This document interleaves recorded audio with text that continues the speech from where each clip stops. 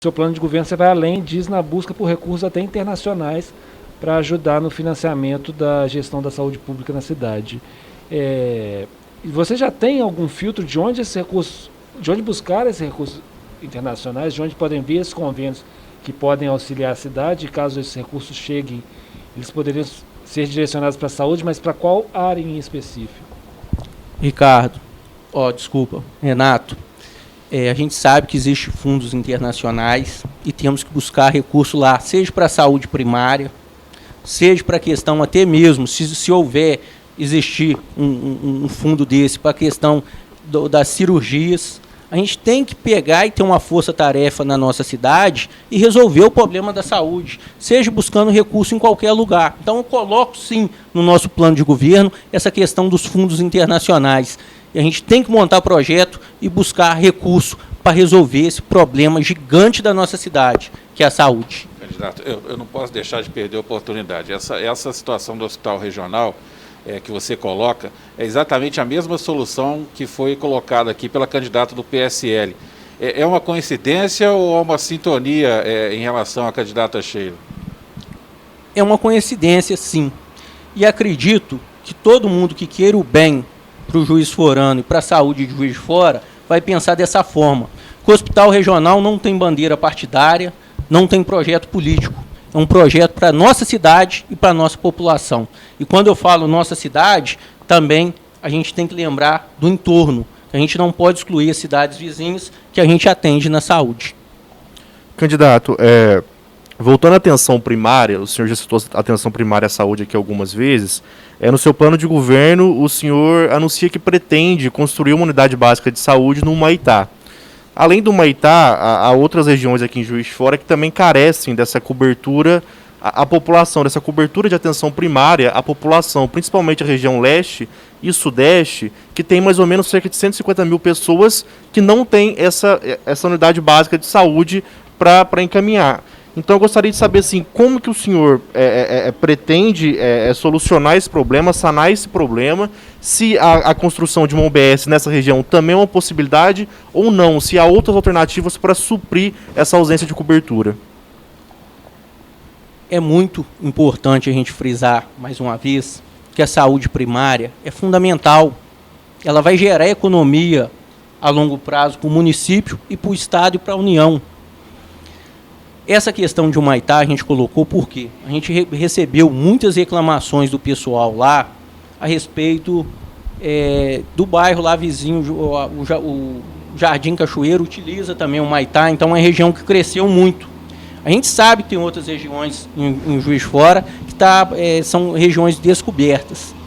É fundamental a gente criar um projeto, por isso que eu falo, a saúde é muito importante. É criar um projeto que a gente consiga atender essa população.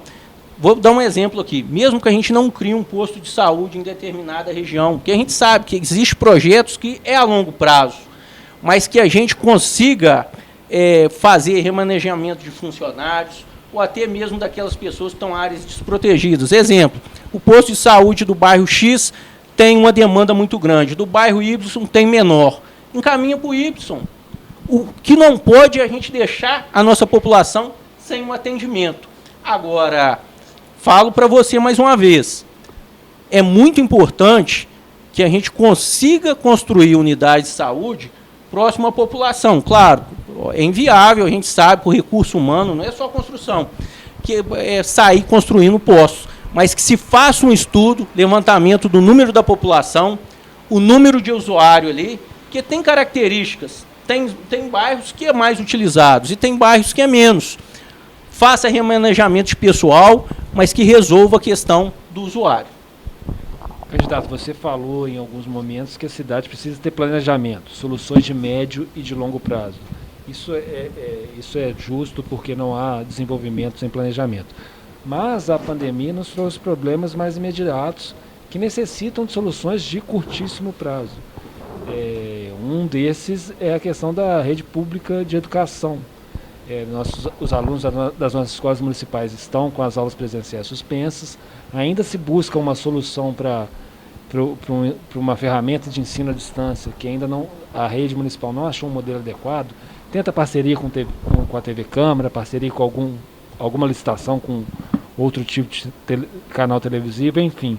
O que você propõe nesse sentido e como aproveitar também esse momento, Marcos, para que a cidade possa desenvolver ferramentas tecnológicas para fomentar e incrementar o ensino público da cidade? Infelizmente, essa pandemia escancarou a realidade social nossa. Hoje, a grande maioria dos alunos não teria um celular ou um computador para assistir a aula, não teria internet e talvez não teria nenhum espaço em casa. Então, mostrou esse problema. É um problema social que a gente vive. Infelizmente, nossa cidade hoje vive uma onda de desemprego muito grande. Então, mas voltando ao tema específico que você me perguntou, a gente tem que analisar a questão da educação agora, durante a pandemia, de 3 formas. Aula online, a questão da entrega de material, o estudo através do material que os alunos iam buscar, levar, estudar em casa, fazer as atividades e devolver. E a aula presencial. A gente viu aí, em alguns municípios, que funcionou a questão da entrega de material e aula online. Aquele que não podia fazer online, fez pela entrega. E a gente vê aqui em Juiz de Fora, professores, diretores, servidores, todos imbuídos em ajudar os alunos, ajudar no contexto. Que eu falo é de se doarem mais, porque a educação é um direito, a gente sabe disso. Agora, tem que ser feita uma análise, Secretaria de Educação, População e Secretaria de Saúde. Por quê? Educação é fundamental. A gente tem que pensar nisso, porque se a aula online e a entrega de material não estiver funcionando, analisar a possibilidade da volta às aulas.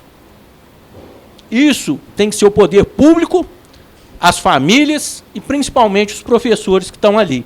Agora, se a aula online e a entrega de material estiver funcionando, até que se crie uma vacina, acho que não deva voltar às aulas. Então, é uma reflexão que a gente tem que fazer. Eu tenho um filho de 9 anos que está assistindo a aula online, super satisfatório, entendeu? Então, é que eu falo, tem que se analisar. O que não pode é o aluno ficar sem educação. A forma que vai ser feita tem que ser discutida entre administração, família e os profissionais de educação. Mas se você assumisse em 1º de janeiro de 2021 até o início do ano letivo, eu não sei como está o calendário escolar para o ano que vem, até por conta da pandemia, mas em geral o ano letivo começa na segunda quinzena de fevereiro. Dá para fazer essa análise aprofundada ou você já chega com uma solução pronta? Porque é um prazo curto de 45 dias em que você tem que analisar a alternativa financeira para viabilizar o incremento de plataformas digitais para essa educação à distância, online, ou mesmo protocolos para levar os nossos alunos de volta à aula presencial. Você já tem uma ideia, ou Marcos, ou vai usar esse tempo exíguo de 45 dias para buscar essa solução? Renato, volto a afirmar com você. Essa é uma decisão muito pesada. E a gente precisa ouvir os profissionais de educação e as famílias.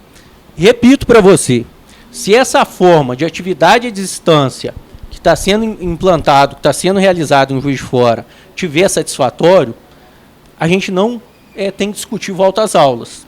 A gente tem que discutir a questão online. Mas criando a plataforma online, a gente sabe que tem aqueles alunos que não vão ter acesso. Tem que continuar com atividades à distância. Então, chegando lá e assumindo como prefeito, a primeira coisa que tem que fazer é chamar os profissionais de educação para conversar. Está satisfatório das duas formas? Não tem que se discutir volta às aulas. Agora, não está satisfatório? Aí a gente tem que estudar essa possibilidade, sim, mas chamando os pais para o diálogo. Porque tem uma questão que eu falo que é muito importante e a gente tem que frisar. Educação de casa, cada pai dá a sua. E a questão do seu filho, cada um sabe aonde que vai colocá-lo. Se o pai não achar seguro, que continue com a atividade à distância. Mas são questões que a gente tem que dialogar e tem que avançar. Porque o principal é pensar nas crianças que não pode perder um ano. Um ano é muito tempo. Educação é fundamental. para a vida profissional depois dessa criança. Isso vai refletir lá na frente. A gente sabe que foi um momento de pandemia, foi um momento de pura exceção. A gente pede a Deus que venha a vacina rápido e que não venha uma pandemia dessa nunca mais, mas essa é a nossa realidade hoje. Então a gente tem que discutir. Mas volto a frisar, as atividades à distância, que os professores vêm se desdobrando tanto para realizar, está sendo satisfatório? Então vamos continuar da forma que está, se tiver satisfatório, entendeu? Agora, se não tiver, a implantação online é necessário sim, e analisar outras possibilidades. Candidato, ainda no tema da educação, mas avançando um pouco, o senhor cita no seu plano de governo a intenção de investir em programas de profissionalização, mesmo para a rede municipal de ensino. Eu gostaria de saber exatamente os cursos de profissionalização, eles seriam oferecidos em quais áreas especificamente e para alunos de qual idade? No nosso plano de governo, a gente traz que a educação tem que ser tratada com respeito. Primeira coisa, os profissionais de educação. Os profissionais têm que ter um salário digno, tem que ter uma estrutura para trabalhar. Outra questão que a gente tem que colocar, que é muito importante, a questão de salas de leitura e informática. Hoje as nossas crianças não estão lendo. Isso é ruim. Isso vai gerar um problema para ela lá na frente. Agora, indo mais especificamente, o nosso plano de governo também traz a questão da profissionalização. Hoje, o nosso jovem vive uma situação muito difícil, que é o quê? É sair da escola e não ter um trabalho para iniciar a sua vida. Então, tem um Sistema S aí, Senai, tem essa possibilidade do ensino. Fazer uma parceria do município e Sistema S para profissionalizar os nossos alunos seria numa idade mais avançada. Não tem como a gente pegar uma criança de 6 anos e tentar profissionalizar. Eu acho que a educação é um degrau. A gente fala também de lutar pela educação em tempo integral. Seria isso, dar a base para as crianças iniciar, e nos últimos anos já está iniciando a profissionalização, para que ela saia da escola e tenha a possibilidade de arrumar um emprego. A gente sabe disso. Eu fui jovem, meu vice, Matheus Soares, é um jovem. A gente tem que pensar na nossa juventude. A nossa juventude tem que ter uma educação de qualidade e tem que sair da escola com a possibilidade de trabalhar. Nós temos que tirar os nossos jovens da rua. Então seria isso. Nos últimos anos, parceria com o Sistema S, parceria com os empresários, estariam formando esses alunos e já que seja em meio expediente, encaminhando para as empresas, para eles trabalharem. Exemplo muito bom que a gente teve isso foi do projeto que a MAC tinha, do Jovem Aprendiz. Era um projeto muito bom. Então, são projetos que a gente tem que dar continuidade. Você retomaria o Jovem Aprendiz? Com certeza. Tudo que for de bom para o nosso jovem tem que ser retomado. Tudo que for de bom para o nosso jovem tem que ser retomado. Nosso jovem, principalmente na periferia hoje, vive em um meio à violência, infelizmente. A gente vê aí a quantidade de jovens perdendo a vida. Então, a gente tem que arrumar trabalho, da educação e arrumar trabalho para os nossos jovens. Você falava há pouco sobre emprego, de dar oportunidade. Em relação a esse tema, o que você pretende fazer imediatamente para recuperar os empregos perdidos, especialmente agora na pandemia? O setor de prestação de serviços, que é muito forte em Juiz de Fora, está fragilizado. E para que se recupere isso, o setor de eventos também está quase que totalmente parado, praticamente parado, e tem sido alvo de diversas conversas com a Prefeitura para discutir como é que isso vai ser retomado. O que você pretende fazer de imediato para resolver e atacar essa situação? Primeiro, eu vou falar com você da questão do setor de eventos. Cultura da nossa cidade. Vive um momento muito difícil. E acredito que não posso esperar o próximo prefeito. Tem que ser uma decisão de agora. Hoje, transporte público tem aglomeração. Não pode, mas tem. A gente viu em campanhas políticas aí aglomeração. Como que a gente vai falar para aquela pessoa que precisa trabalhar com evento para alimentar a sua família que ela não pode trabalhar? Como nos restaurantes, tem que se criar um protocolo para a questão de evento em Juiz de Fora. Tem que se criar um protocolo. A questão dos profissionais da cultura, de eventos, essa é uma questão hoje que dói o coração. Eles estão proibidos de trabalhar. Está tendo as suas atividades cerceadas. Claro, a questão da pandemia está aí, A gente tem que ter responsabilidade, sim, mas tem que se criar um protocolo que dê oportunidade para os profissionais que dependem do recurso dessa área sobreviver. Tem que dar oportunidade para eles trabalharem, sim. Questão de recuperação. A gente sabe que o Juiz de Fora vai viver um momento muito difícil. Muito difícil. Muitas lojas fecharam, muitas empresas saíram daqui. Quando a gente fala em geração de emprego, a gente tem que pensar de diversas formas. Primeiro que eu vou falar com você, empresas. A gente tem que voltar a atrair empresas para a nossa cidade. A gente vive um momento que empresas saem da nossa cidade. Isso é ruim. Como que a gente vai fazer isso? Está no nosso plano de governo lá. É a questão de levar a nossa cidade, apresentar em feiras de negócio. Hoje a gente está num eixo muito importante, Rio, BH, São Paulo. A gente tem um aeroporto para nos atender, que é o de Goianá. Então, a gente precisa mostrar isso. Tem terreno da prefeitura ocioso. Então, que se dê oportunidade dos empresários, lá através de cessão de uso por um certo período, utilizar. Primeira coisa que tem que ser feito também, desburocratizar. Hoje tudo é difícil na nossa administração. A gente fala, dentro da Secretaria de Desenvolvimento, tem uma pasta exclusivamente para atender o empresário. E quando a gente fala atender o empresário, não é para ir lá fazer lobby, não. É ajudar ele na constituição da empresa na cidade, ajudar ele junto à CEMIG, porque a gente sabe, tem terrenos aí que tem empresas que iriam abrir, não tem potencial energético. Então é todo um conjunto que tem que ser analisado na questão empresarial. Agora, a questão dos micros e pequenos empreendedores, sofreram muito durante a pandemia. Eu acho que essa questão da desburocratização vai ajudar eles muito. Principalmente, o município agora tem que assumir sua responsabilidade. A gente sabe que a economia está difícil, mas tem que dar isenção de imposto para eles. O que o município puder ajudar a contribuir, tem que contribuir sim. São pessoas, são cidadãos que sempre contribuíram, pagaram os seus impostos. Então agora é um momento que eles estão precisando dessa ajuda. Quando a gente fala em emprego também, a gente tem que lembrar da economia solidária. A gente tem que falar da economia solidária. Hoje, Juiz de Fora não tem uma feira de grande expressão documentada. A Feira da Brasil é uma feira muito boa, mas a gente pode melhorar ela e abrir oportunidade para essas pessoas da economia solidária que produzem, de levar seus produtos. Agricultura familiar, a mesma coisa. Então, quando a gente fala em geração de emprego e renda em Juiz de Fora, a gente tem que analisar vários setores e ter um corpo técnico que queira realmente se doar para o Juiz de Fora. Quando você fala em reduzir imposto, imagino que você se refira ao ISSQN, ao Imposto sobre Serviços de Qualquer Natureza. Isso, que é municipal. Você pretende, então, reduzir o ISSQN? Numa situação transitória, porque a gente sabe, toda vez que a gente dá isenção em alguma área, tem que arrumar outro para cobrir.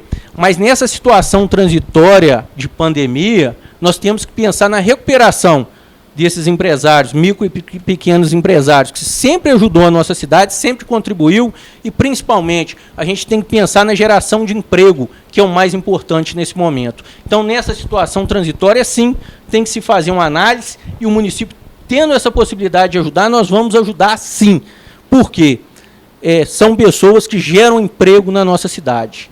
Candidato, logo no começo da entrevista, o senhor disse que uma das suas propostas era aumentar a arrecadação tributária para viabilizar algumas intervenções estruturais na cidade.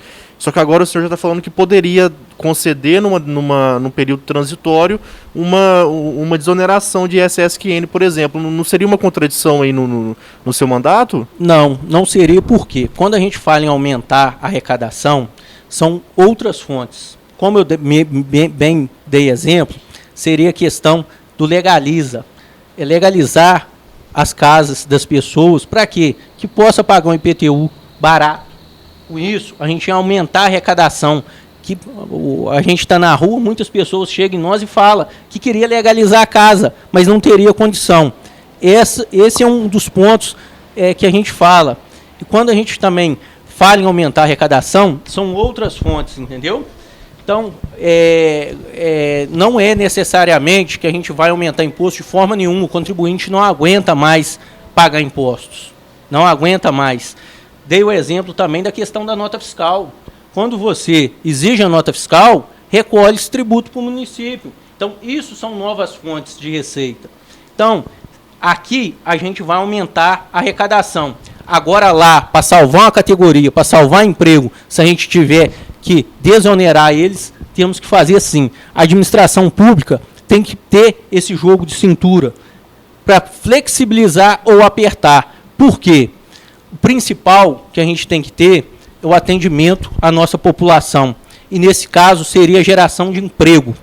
Geração de emprego. Gerando emprego, consequentemente, gera-se renda, que quem recebe gasta nos bairros. Então, não vejo como uma questão que se opõe essa questão de conseguir aumentar a arrecadação de uma forma e desonerar a outra. E fora que essa desoneração, como bem coloquei, seria transitória, seria até as pessoas recuperarem. Então é isso.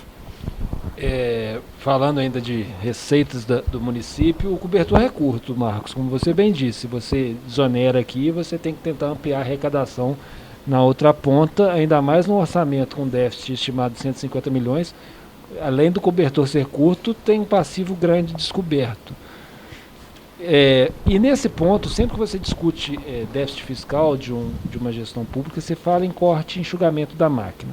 No seu plano de governo, você fala em fazer um diagnóstico da máquina administrativa e também uma auditoria em gastos, receitas e operação de empresas públicas do município. Você pretende fazer alguma reforma administrativa? Você já tem na cabeça qual modelo de administração, qual equipe você pretende trabalhar? Como é que está na sua cabeça essa tentativa de enxugamento de despesas a partir de dentro da máquina pública?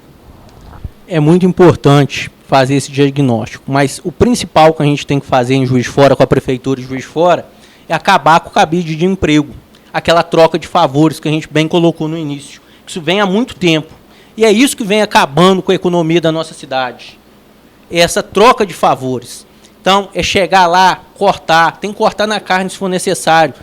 Juiz de Fora hoje, a gente tem que valorizar os servidores de carreira, mas a questão do comissionado tem que ser muito bem avaliado. E principalmente, quando a gente fala nessa questão de fazer um levantamento, é ver onde pode se cortar. Vou dar um exemplo simples. Hoje, a questão de desperdícios. A gente sabe que tem desperdício no nosso município. A gente vê na hora de recapear a questão do desperdício de material. Então, Juiz de Fora tem que ser feito todo um levantamento, evitar desperdício na máquina e, principalmente, se tiver que cortar, cortar sim, cargo comissionado. Prefeitura de Juiz de Fora não é cabide de emprego, não. Aqueles que estão lá e são comissionados para trabalhar devem ficar, mas cabide não pode, entendeu? Tem que reduzir esse número de comissionado, não tem como. E é igual eu falo, precisa de uma gestão eficiente. Para iniciar uma gestão eficiente, tem que fazer esse balanço. Sobre a equipe de governo, Marcos, você é candidato pela Rede de Sustentabilidade com uma dobradinha com a Avante. São partidos que, historicamente, não têm não ocuparam recentemente governos governos municipais, não elegeram vereadores, enfim, são partidos que ainda buscam se alicerçar melhor na cidade. Com que equipe de governo você pretende trabalhar se chegar na prefeitura? Já tem algum nome que você poderia adiantar para a gente? Quem seria a sua base de sustentação? Você mesmo disse que acredita muito no diálogo quando você falou da solução para as aulas da rede pública municipal, quer conversar com a categoria, com pais de alunos, enfim. Então, na base do diálogo, sabendo que você não é um centralizador no comando da prefeitura, quem vai estar no seu entorno? Primeira coisa, como você bem colocou, a questão de Rede e Avante. São dois partidos éticos, não está envolvido em nenhum ato de corrupção, isso que nos fez escolher esses dois partidos. E são partidos que querem trabalhar para o bem do nosso país. Essa questão partidária nós escolhemos em cima disso. Questão de equipe técnica, nós temos muitos nomes que nos ajudam sim, ajuda a formação de plano de governo, mas como a gente não pensa em negociar cargo, a gente não vai fazer, não tem nada acertado com ninguém. A gente pensa em colocar pessoas técnicas sim, profissionais, mas que tenham um coração. Porque quando a gente fala na pura palavra simplesmente técnica, a gente fala em cortar tudo. E não é isso. A gente sabe que o servidor tem que ter seu salário em dia. Agora, tem que cortar é aonde está atrapalhando a nossa cidade. Então, a nossa equipe hoje é formada por pessoas voluntárias, mas a gente não conversou essa questão de formação. Ah, esse vai trabalhar comigo? Não. A gente, igual bem você colocou, é aberto ao diálogo. E pessoas técnicas que queiram se doar à cidade são bem-vindas no projeto, sim, com certeza. Candidato, voltando um pouco à questão do diagnóstico que foi citada pelo Renato, o senhor também se refere a um diagnóstico da estrutura organizacional da prefeitura. Eu gostaria de saber qual que seria a proposta do senhor para as empresas públicas e autarquias do município, já que, por exemplo, a Encasa já há um projeto de lei para a extinção da Encasa que já tramita na Câmara. A Empave, por exemplo, tem um passivo muito grande. E a Cesama é meio que a galinha dos ovos de ouro da administração municipal. Eu gostaria de saber se o senhor tem projetos específicos para essas 3 empresas públicas do município. Quando a gente fala em fazer esse levantamento, é para isso. Hoje, a gente vê a Cesama como uma empresa sadia. Sadia nas suas contas, porém, a nossa população não sabe o que a Cesama dá de lucro. A gente tem que trazer a população para essa discussão. E tem uma questão que a gente fala. O município não pode ser diferente da iniciativa privada. Se a empresa pública está dando prejuízo, de 2 formas que a gente pode fazer. Primeira forma, se ela tem condição de melhorar a gestão, é melhorar a gestão dela para que ela continue. Agora, se ela não tem condição nenhuma, infelizmente não tem por que ela existir. Ninguém fica com empresa, ninguém em sã consciência fica numa empresa que está dando prejuízo. Então tem que ser analisada uma a uma. Agora, o que a gente vem falando isso e está no nosso plano de governo é melhorar a gestão delas. Entendeu? Para quê? Para que tenha lucro. É isso que todo mundo espera de uma empresa.